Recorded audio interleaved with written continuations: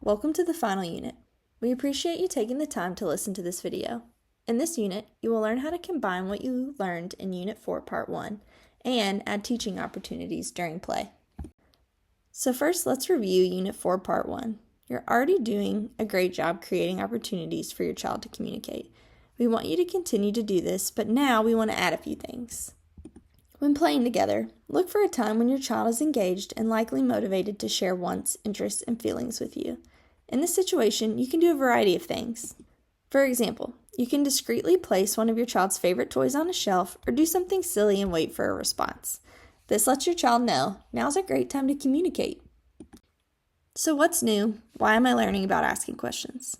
Sometimes we want to teach a child to use words in response to somebody else.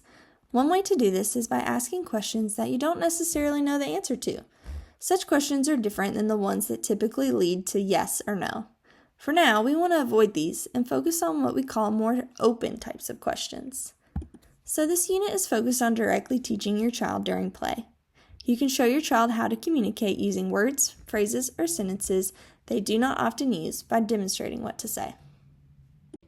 When preparing to use these strategies, we want to first review the strategies we learned in Unit 4, Part 1. That was when we created silly situations, something unexpected in play, or offered choices. It's important to know what you want your child to say. This should be based on the goals we discussed and developed together. For example, we may have discussed the importance of teaching your child to describe their actions with an object. In this scenario, we're then emphasizing roll and ball or build and blocks. Like we discussed last time, when playing together, look for a time when your child is engaged and likely motivated to share wants, interests, and feelings. Think of times when your child's been motivated to communicate in the past. It may have been during play or when switching between activities, like transitioning from stacking blocks or coloring with crayons. This slide is a reminder from a previous unit. First, make sure your child is playing or deciding about what to play with next. As you learned earlier, you should join in and do what they're doing, or support them in deciding what to do next. Then, look for a time when your child will be motivated to communicate and then ask an open-ended question. As a reminder, an open-ended question is the one that you do not necessarily know the answer to, and definitely not one that will lead to a yes or no response from your child. This question can be combined with a communication strategy, like offering a choice. Then, you will wait up to 5 seconds for your child to respond. As you recall, waiting allows your child time to notice and process the moment and then respond. So what does asking questions look like? During that time, a few things might happen. Your child answers using goal-related communication, which is awesome. Using other forms of communication, also great. Or your child is waiting, pauses what they're doing, looks at you with no other actions, and will consider that motivation to communicate to. Or your child's not interested.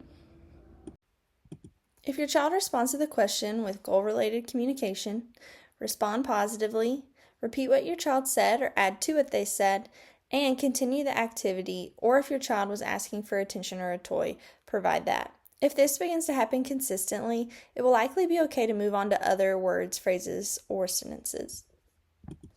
If you're asking your child doll or bear, and they respond with doll, maybe next time you could expand that question by saying play with doll or play with bear, and see if they can repeat play with doll.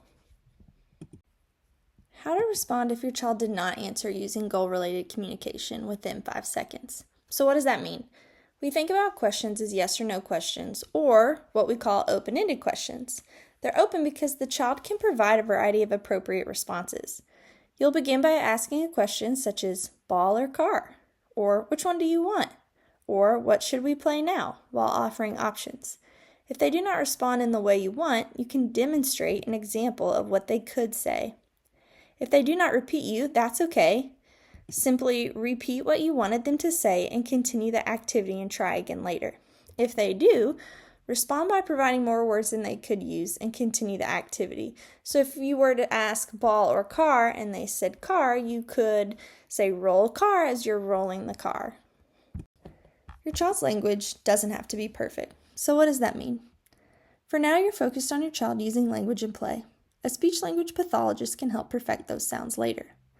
If your child is struggling to repeat what you said, self-reflect on this question. Did what you ask of your child match the goal-related communication plan? Sometimes we can ask too much too quickly.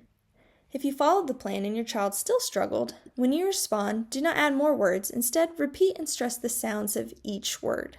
For example, if your child said roll ball instead of roll the ball, stress the key sounds in roll and ball. Also, you can add more language next time by including goal-related communication in your question. For example, instead of saying which one, you can say something like play with the bear or lion. If your child repeated you and you can understand what they said, add additional words to your verbal response. If your child's not interested, that's okay. Join in the play and try again later. If your child becomes upset at any point, stop and try again later. Like we discussed in Unit 4, Part 1, sometimes we can plan and try our best and it doesn't work out in that moment. That's okay. Don't let this defeat you. No one is interested in all their favorite activities all the time, and sometimes we don't feel like talking. There's no such thing as perfection, but we will continue to strive for progress. Let's look at an example. You create an opportunity to communicate by placing your child's favorite stuffed animals on a shelf. The toys are in the child's view but out of reach. You make sure they notice and you wait for any type of communication. Your child reaches and that lets you know now's the time to respond and make an attempt for them to answer you. If your child's goal-related communication goal is one-word labels or actions, you might say something like bunny or bear. Now it's time to wait 5 seconds. So 1, 2, 3, 4, 5. And your child answers you, bunny. So then you can add to what they said by saying, want the bunny.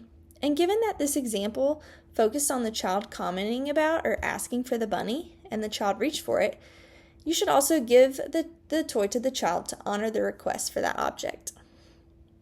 You can have the best plan and sometimes it won't work out.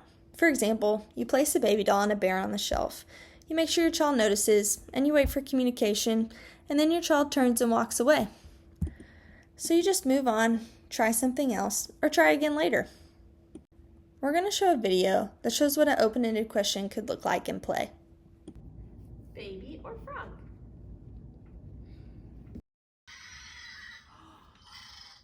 Which horse? That's a horse. That's a horse. You want this horsey?